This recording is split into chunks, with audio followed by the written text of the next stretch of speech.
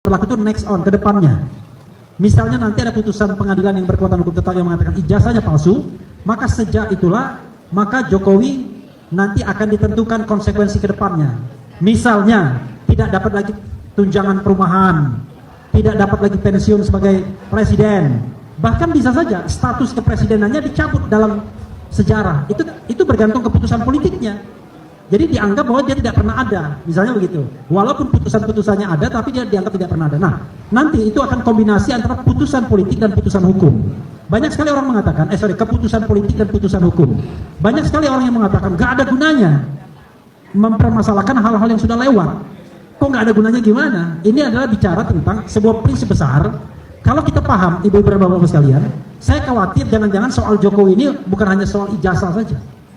Lebih dari ijazah, ya. Jangan-jangan ada yang namanya konspirasi besar, konspirasi global untuk menghancurkan Indonesia melalui seseorang, ya kan? Kita kan harus juga curiga, bertanya, kenapa misalnya investasi kita hanya dari satu negara saja?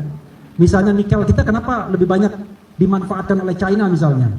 Saya selalu mengulang-ulang ini, yang kata almarhum Faisal Basri, tidak ada negeri yang setolol Indonesia. Iya, karena nikel kita itu keuntungannya 90% buat China, dan kita cuma 10% saja. Itu yang dikatakan Faisal Basri, dan sering saya ulang-ulang. Berikutnya Faisal Basri datang lagi, bukan 10% kita, tapi kita minus katanya, bayangkan.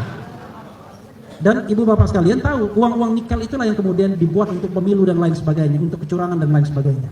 Jadi kerusakan yang dimunculkan, yang ditimbulkan oleh kekuasaan selama 10 tahun kemarin, memang barangkali tidak bisa di-recovery begitu saja, tetapi ini memberikan pembelajaran kepada kita agar generasi ke depan waspada, tidak lagi melakukan hal yang sama, dan kita memiliki mekanisme yang baik untuk menghalau orang-orang yang kemudian tanpa kualifikasi yang jelas, tapi karena dia darah biru bisa melakukan kong kali kong dengan Mahkamah Konstitusi misalnya, tiba-tiba jadi orang nomor 2 di Republik Indonesia itu. Karena itu, ya tetap seperti kata Mas Roy, saya, Dr. Tifa, adil di Jokowi, makzulkan Gibran Raka Buming Raka.